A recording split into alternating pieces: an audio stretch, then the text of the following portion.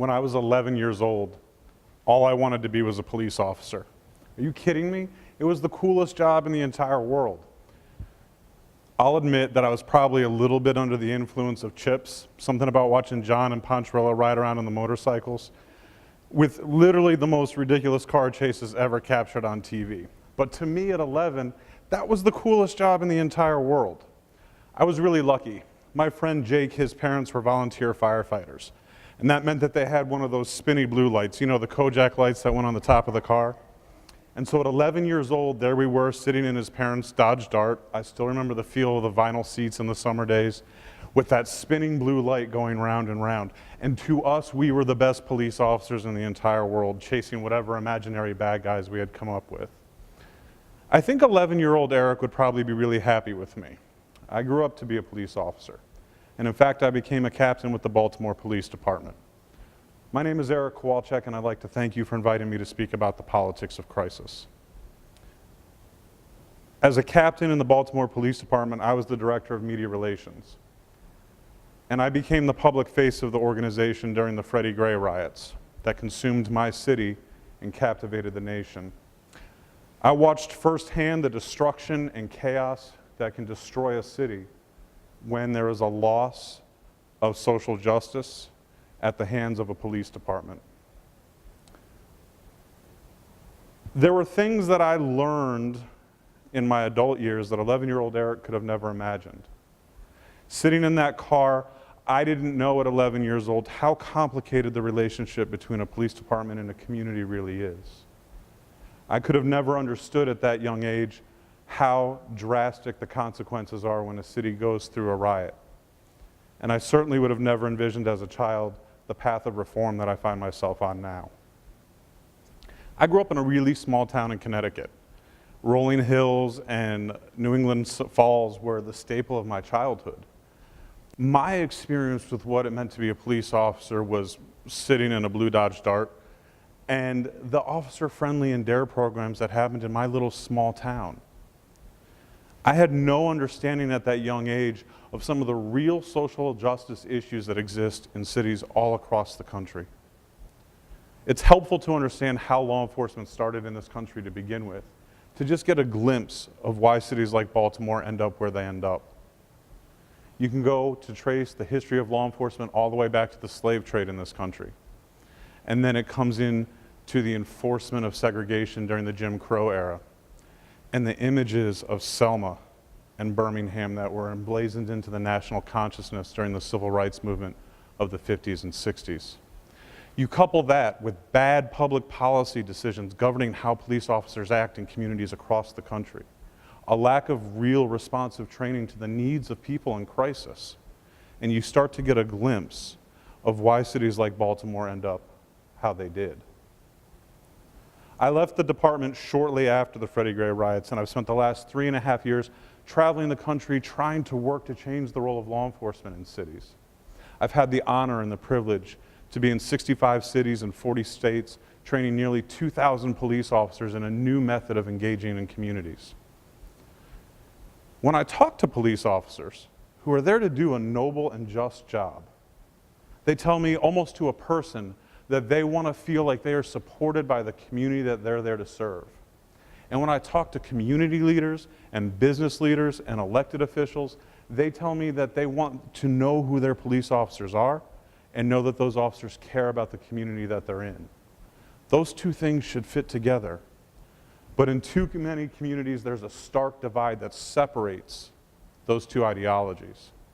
And so you end up in situations like we've seen in Los Angeles and Sacramento, Minneapolis and Chicago, New York, Baltimore, Ferguson. The damage to a community lasts long after that last brick is thrown.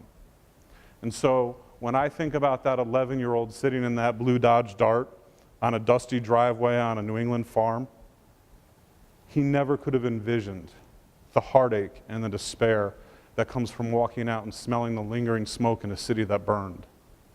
He couldn't understand the heartache that you would experience walking through the Inner Harbor with the sound of glass crunching under your boots, seeing shop windows and stores destroyed by a crowd who who felt that their only outlet to express their frustration was to destroy the very city that they love. No child could have imagined that, and no adult should ever have to experience that. But yet in too many of our communities, especially our minority communities and communities of color, that is the everyday lived experience. That has to change. The 11-year-old Eric was filled with hope and joy, filled with this idea of a world that was seen through very young, very rose-colored glasses. The funny thing is, the much older Eric now still has that same sense of optimism. I still see the world through the same rose-colored glasses that I did when I was 11 years old. And I know that there is a better way that we can move our country forward. When we talk about the role of law enforcement, it touches everybody's life in here, whether you're paying attention to it or not. You count on police officers to make sure that you're safe at night. And you count on police officers to make sure that your kids get to school safely the next day. We put police officers in our cities at the tip of the spear to face some of society's greatest issues, from drug and alcohol abuse, mental health issues, to the very root causes itself. Law enforcement is there almost every day of the week. But the tools that we give them, that's a systematic failure that's nearly 100 years in the making. Law enforcement operates at the same modality today that it did 100 years ago. I challenge any one of you here right now, find me a business in America that's still operating under the same modality that it did a century ago that's in business today. I bet you can't do it. But yet, that's exactly what law enforcement is doing day after day after day.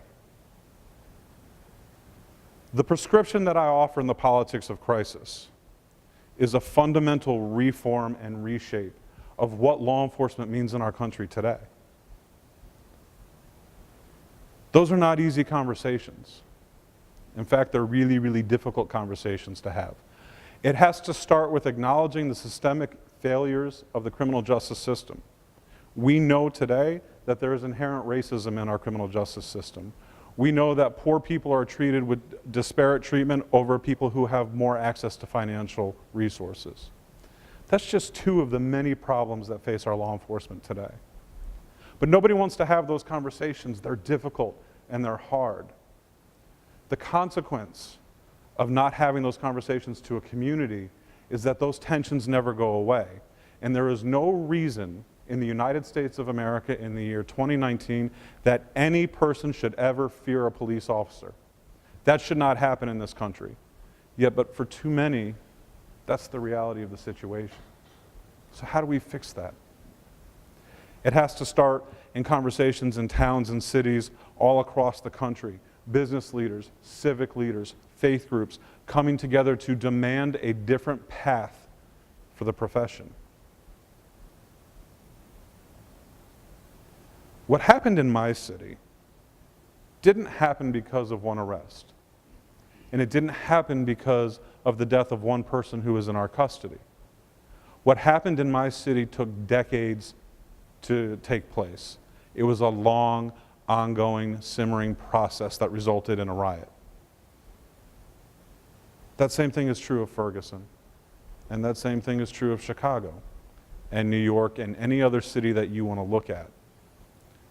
If we don't start having the conversations now, today, we're going to continue to allow other communities in our country to simmer and go through that same process. And that shouldn't happen. I'm going to continue to do my part. I'm going to continue to travel the country, go to different towns and cities and work with police departments and municipalities, trying to change the role of law enforcement in this country. But I can't do it alone. This is truly going to take a village of people coming together to demand better of their elected officials. I offer one path in the politics of crisis of what I think might be the right solution. But we should all be in this process together. So in the spirit of that 11-year-old boy that's really never left me, I have a question for all of you. Will you come play cops and robbers with me? Thank you very much.